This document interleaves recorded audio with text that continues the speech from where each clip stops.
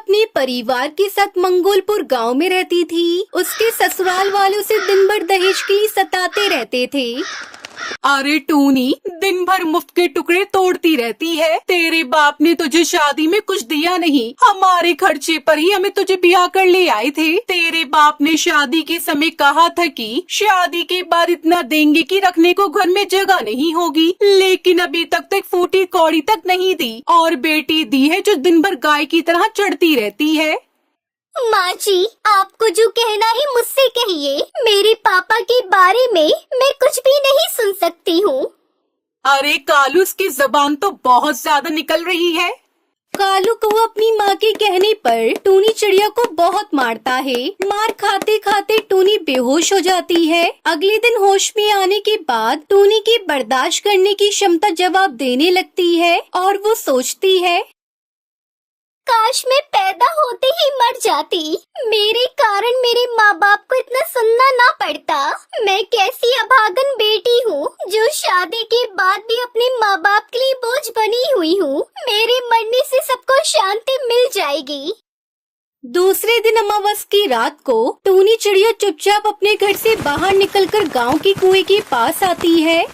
जीते जी तो मैं कुछ नहीं कर पाई, लेकिन मैं कसम खाती हूँ कि मेरे मरने के बाद मैं अपने ससुराल वालों को और इस गांव के सभी पक्षियों को जो बहुओं पर अत्याचार करते हैं उनसे बदला लेकर रहूंगी। टूनी चिड़िया कुएं में कूदकर अपनी जान दे देती है। उधर कालू टूनी को पूरे घर में ढूंढता है। टूनी के न मिलने की खबर वो गांव वालों से छिपा लेते हैं, लेकिन अगले दिन गांव के पक्षी कुएं पर पानी भरने आती है और उनकी चीख निकल पड़ती है। हाय दैया, ये किस चिड़िया के जेवर है? अरे ये तो बहुत महंगे लग रही है।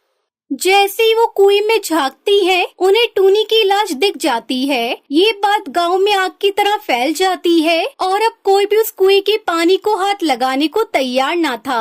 गांव के सब चिड़िया पक्षी सुंदरी के यहाँ जाते हैं। अरे क्या हुआ कालू की अम्मा? टूनी बहू की मौत कैसे हुई? कहीं तुम लोग उसे सताते तो नहीं थे? अरे ये क्या कह रहे हो तुम लोग? हम क्यों उसे सताने लगे? अरे पता नहीं क्यों खुदकुशी कर ली उसने। मैं तो उसे अपनी बहू नहीं बेटी की तरह मानती थी। दिन बीतने लगते हैं और टूनी के शरीर में आत्मा प्रवेश कर जाती है और वो शक्तिशाली भूत या चिड़िया की आत्मा बन जाती है। उस कुएं के आसपास से आवाजें आने लगती हैं। शाम होने के बाद वहाँ एक परिंदा भी पर नहीं मारता। एक दिन कालू से मिलने के लिए उसका दोस्त हरिया तोता उस गांव में आता है। इतनी दूर से आने के कारण उसे रास्ते में प्यास लगती है और वो उसे श्रापित कुएं के पास पहुँच जाता है। वहाँ दूर खड़ा एक बच्चा उससे कहता है, क्या हुआ अंकल? उस कुएं के पास क्या कर रहे हो आप? अरे बेटा, बहुत जोरों की प्यास लगी है, सोचा यहाँ रुक के पानी पी लूं। कुएं का पानी बहुत ठंडा होता है ना। अंकल, ये कुआं तो शापित है, इससे पानी मत लीजिए। यहाँ के पक्षी इस कुएं के पास तक नहीं जाते। हरिया तोता उसकी एक भी बात नहीं सुनता और कुएं से पानी निकालता है तो पानी की जगह उसमें से खून निकलता है। हरिया तोता ये देखकर घबरा जाता है और वो वहीं बेहोश हो जाता है। ये खबर कालू तक पहुंचती है तो वो हरिया को उठाकर अपने घर लेकर जाता है। फिर हरिया तोता अपनी आप बीती वहाँ सबको बताता है। उसके बाद रात में भूतिया टूनी चिड़िया की आत्मा दोनों माँ बेटे को परेशान करने लगती है। अरे कालू, हमारे घर पर किसी भूतिया चिड़िया की आत्मा का साया है। माँ, मैं इन सब बातों पर यकीन नहीं करता। चलो, मैं टहलने जा रहा हूँ, रात में देर से आऊँगा। कालू इतनी पी लेता है कि उसे कुछ होश नहीं रहता। वो टहलते टहलते उसी कुएं के पास पहुंच जाता है। भूतिया टूनी चिड़िया की आत्मा इसी दिन का तो बेसब्री से इंतजार कर रही थी। कुएं से आवाजें आने लगती हैं। आज आ गया मेरा शिकार मेरे कब्जे में। अब मैं तुझे नहीं छोड़ूंगी। अपनी मौत का बदला मैं तुझसे लेकर रहूंगी। फिर भूतिया टूनी चिड़िया की आत्मा उसके गले में रस्सी का फंदा डाल देती है। बचाओ, मुझे कोई बचाओ।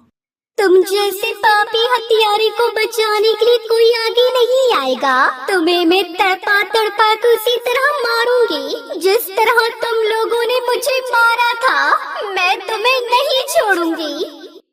टूनी, मुझे माफ कर दो, मुझे जाने दो, मैं तुम्हारा पति हूँ। कौन सा पति? जिस पति ने मुझे जीते जी सुख का पानी पीने नहीं दिया, वो पति आज खुद पर आई तो अपनी जिंदगी की दुहाई मांग रहे हो, और वो सुंदरी पक्षी के नाम पर कलंक है, उसे भी मैं नहीं छोड़ूंगी। भूतिया टूनी चिड़िया की आत्मा कालू की रस्सी कसकर उसे कुएं में लटका देती है और वो मर जाता है। अगले दिन कालू को वहाँ लटका देखकर गांव वालों में डर पैदा हो जाता है। अब भूतिया टूनी चिड़िया की आत्मा रोज रात को आवाज लगाकर किसी न किसी को अपनी तरफ खींचती और उसे मारकर कुएं पे टांग देती। ऐसा लगता है जैसे गांव में मौत का तांडव चल रहा हो। और इस कुएं पर ये क्या लिखा है खून से? बेटियों को जीने दो, दहेज मांगकर उन्हें मरने पर मजबूर मत करो। जो मेरे साथ हुआ है अब मैं किसी और के साथ नहीं होने दूंगी। अब समझ में आ रहा है कि बात क्या है। जो टूनी मरी थी ना, वो ही ये सब कर रही होगी। कालू और उसकी माँ ने उस पर दहेज के खातिर बहुत अत्याचार किया होगा, इसलिए टूनी ने खुद ही कुएं में कूदकर जान दे दी। अब टूनी को न्याय हम लोगों को ही दिलाना होगा। गांव के सभी पक्षी मिलकर सुंदरी के घर जाते हैं और उसे घर से निकालकर इतना मारते हैं कि मार खाते खाते वो मर जाती है। ये सब भूतिया टूनी चिड़िया की आत्मा देख लेती है। मुझे मारने वाले आज मौत की घाट उतर गए। जो भी इस गांव में दहेज मांगेगा उन पक्षियों को मैं मौत के घाट उतार दूंगी। मेरे साथ जैसा हुआ मैं ऐसा किसी और के साथ नहीं होने दूंगी। और अब गांव वाले इस कुएं का नाम भूतिया टूनी चिड़िया की आत्मा रख देते हैं और अब इस गांव में दहेज प्रथा पूरी तरह से समाप्त हो जाती है।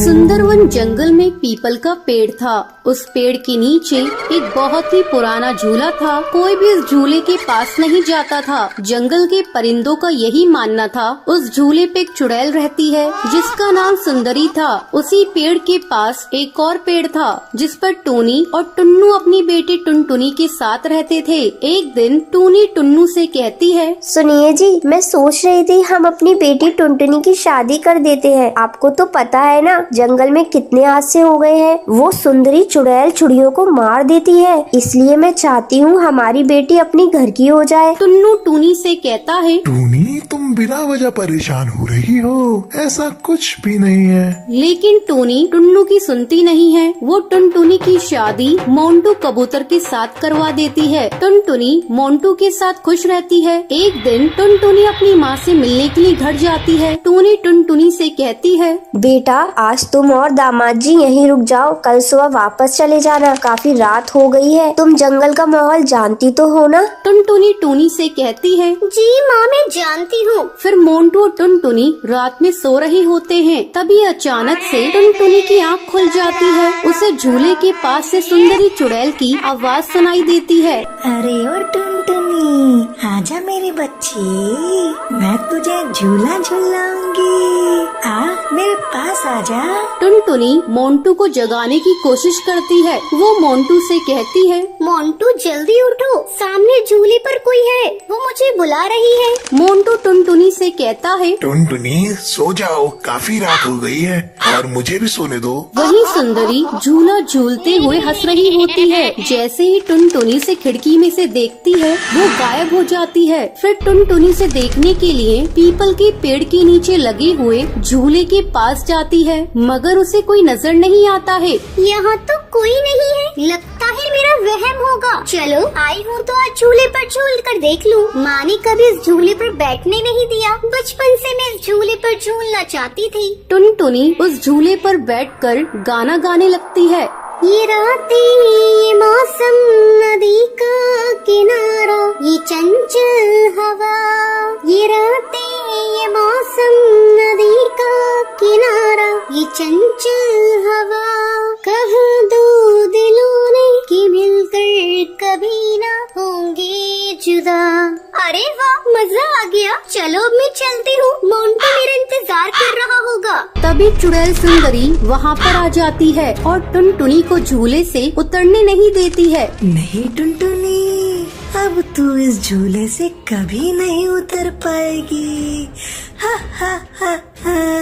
मैं तुझे मार दूंगी, तू भी मेरे साथ इसी पेड़ पर झूलती रहेगी चुड़ैल बनकर।